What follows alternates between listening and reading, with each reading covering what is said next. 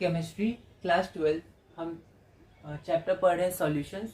CBSE previous year questions 2023 तक जो आए हैं उनके बारे में पढ़ रहे हैं और अभी हमारा टॉपिक 3 रॉल्स लॉ चल रहा है। ठीक है, तो ये पिछली वीडियो में हमने ये क्वेश्चन देखा था।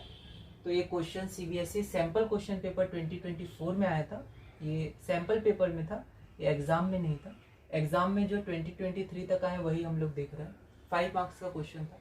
इसमें जो पहला क्वेश्चन है ये रॉल्स लॉ, मतलब टॉपिक क्या है इसका, रॉल्स लॉ से है। ठीक है, लेकिन ये दूसरा क्वेश्चन जो है वो है relative lowering of vapour pressure. ठीक है, तो ये जो दूसरा क्वेश्चन है वो टॉपिक 4 से है। हमारे लिए जो टॉपिक 4 इसके बाद हम लोग शुरू करेंगे कॉलिगेटिव प्रॉपर्टीज का। उसमें भी कई सारे टॉपिक्स है, तो उसमें जो पहला है relative lowering of vapour pressure, उससे ये क्वेश्चन है।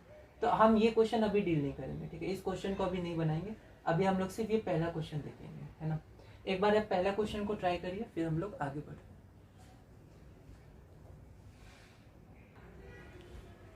तो हम यहाँ देखते हैं negative deviation is expected when phenol and aniline are mix together.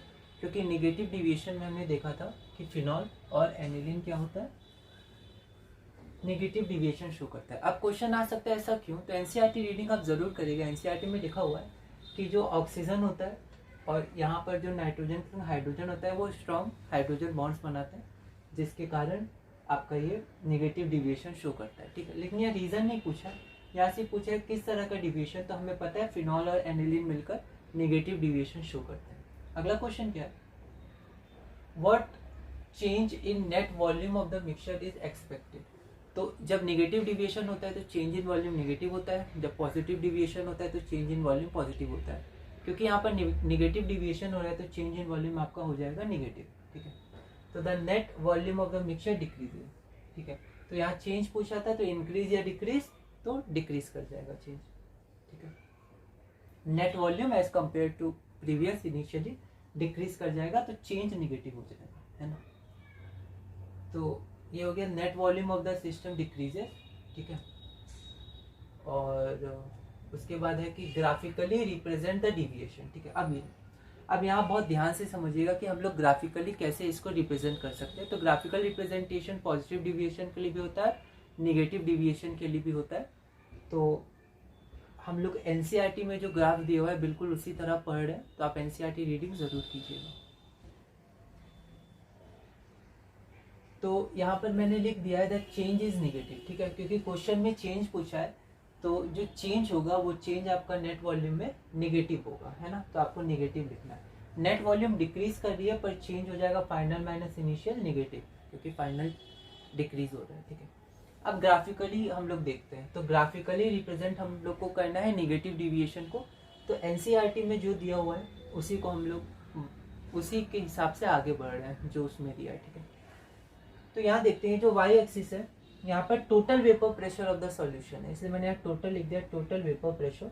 और एक्स एक्सिस पे हमारा मोल फ्रैक्शन है। ठीक है, अब यहाँ पर अगर हम लोग कॉम्पोनेंट 1 लें तो उसके लिए P1 is equal to P1 not x1 और P2 is equal to P2 not या P नॉट टू x2। ठीक है, तो यहाँ मैंने लिख दिया graphical representation of negative deviation for 2 liquids, liquid 1 and liquid 2। तो 2 लिक्विड है 1 और 2। ठीक है, अब जैसे यहाँ पर लिक्विड फिनॉल और एनिलीन दिया हुआ है, पर यहाँ हम जनरल ग्राफ की बात कर रहे हैं नेगेटिव डिविएशन के लिए, तो हमने कंपोनेंट्स को 1 और 2 मान लिया। ठीक है, अब यहाँ पर हमने माना है कि जो मोल फ्रैक्शन है शुरू में 0 है, और अगर ये 0 होगा तो x2 का 1 होगा, क्योंकि दोनों का सम 1 आना चाहिए। और धीरे धीरे x1 का इंक्रीज कर रहा है, इस एरो का मतलब x1 का मोल फ्रैक्शन इंक्रीज कर रहा है, और इंक्रीज करके मैक्सिमम 1 ही पहुँच सकता है। ठीक है, क्योंकि इससे ज़्यादा तो होगा नहीं।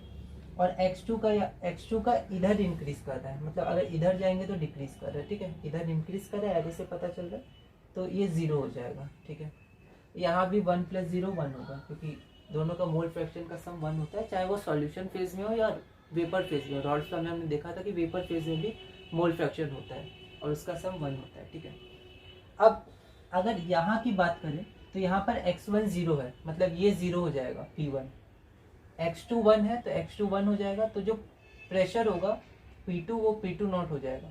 तो टोटल प्रेशर ये तो 0 हो गया, तो टोटल प्रेशर P2 के बराबर होगा, मतलब ये मैक्सिमम पॉइंट यहाँ पर। तो अगर ये केस होगा तो टोटल प्रेशर P2 नॉट या P नॉट 2 के बराबर होगा। ठीक है, उसी तरह यहाँ पर जो x1 है वो पूरा 1 हो जाएगा, तो x1 को 1 रख देंगे तो p1 का वैल्यू p1 नॉट हो जाएगा। x2 को यहाँ 0 रख देंगे तो p2 नॉट 0 हो जाएगा, तो यहाँ पर p1, तो यहाँ पर जो टोटल प्रेशर होगा वो हो जाएगा p1 प्लस p2। p2 तो 0 हो गया क्योंकि x2 0 था, और p1 आपका p1 नॉट के बराबर हो जाएगा क्योंकि x1 आपका 1 है। ठीक है, तो इस केस के लिए ये p1 नॉट यहाँ आ जाएगा। ठीक है, तो यहाँ पर x2 1 है तो यहाँ p2 नॉट आएगा। ठीक है, क्योंकि x2 यहाँ 1 हो जाएगा, ये 0 हो जाएगा। ठीक है, अब धीरे धीरे जब चेंज होगा तो यहाँ से ऐसे स्ट्रेट लाइन में ये ऐसे डिक्रीज होगा। ठीक है, क्योंकि हमने माना है कि p2 नॉट बड़ा है p1 नॉट से। ठीक है, अब क्या होगा कि ये होगा आइडियल केस में, एकदम स्ट्रेट होगा, है ना, एकदम यहाँ स्केल से बना सकते हैं। तो यहाँ पर जो आपका होगा वो एकदम स्ट्रेट लाइन होगी है, बस आप इतना ध्यान रखिएगा।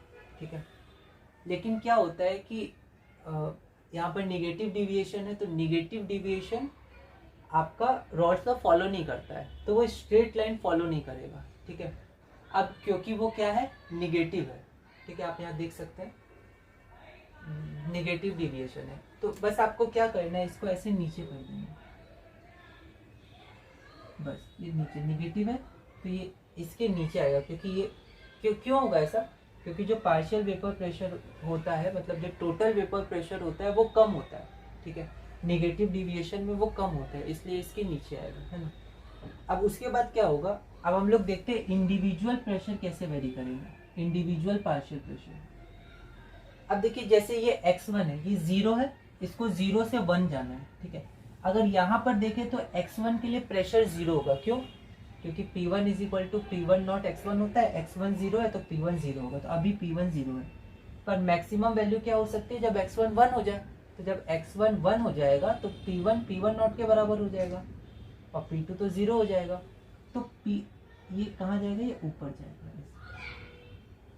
एकदम स्ट्रेट लाइन आप देखिएगा। ठीक है, y इक्वल टू mx, तो इसको एकदम स्ट्रेट आप बनाइएगा। ठीक है, स्केल से। ओके, तो अगर ये रॉड्स का फॉलो करता है तो ये स्ट्रेट लाइन की इक्वेशन ऐसे फॉलो करता है जैसे PT कर रहा था, लेकिन क्योंकि निगेटिव डिविएशन है तो यहाँ भी क्या होगा, नीचे जाएगा, नीचे से ऊपर उठेगा। ठीक है, क्योंकि इसके लिए भी जो आपका इंडिविजुअल पार्शियल प्रेशर होगा वो अब घट जाएगा। ठीक है, ड्यू टू स्ट्रॉन्गर बॉन्ड बनेगा एज कम्पेयर टू पहले जो 1 बनाता था बॉन्ड, अब 1 2 के संग बना रहा है तो स्ट्रॉन्गर बॉन्ड है, तो 1 आसानी से वेपर फेज में नहीं जा पाएगा। उसी तरह अगर हम लोग 2 की बात करें, 2, तो यहाँ पर 2 की वैल्यू क्या है, 1 है, 2 की वैल्यू 1 है, मतलब मोल फ्रैक्शन 1 है, तो जब 2 का मोल फ्रैक्शन 1 होता है तो P2 बराबर P2 नॉट होता है, मतलब यहाँ ये वैल्यू होगी 1 की तरह। ठीक है, x1 तो 0 है, तो जो भी प्रेशर होगा वो P2 नॉट ही होगा। और यहाँ पर एक्सट्रीम केस में x2 0 है, तो अगर x2 0 होगा तो P2 भी 0 हो जाएगा। ठीक है, तो वो यहाँ से चलेगा, स्ट्रेट लाइन बनाइएगा आप, है ना, और ऐसे स्ट्रेट लाइन में जाएगा, तो तिरछा हो रहा है पर आप देख लीजिएगा, है ना। ठीक है, अब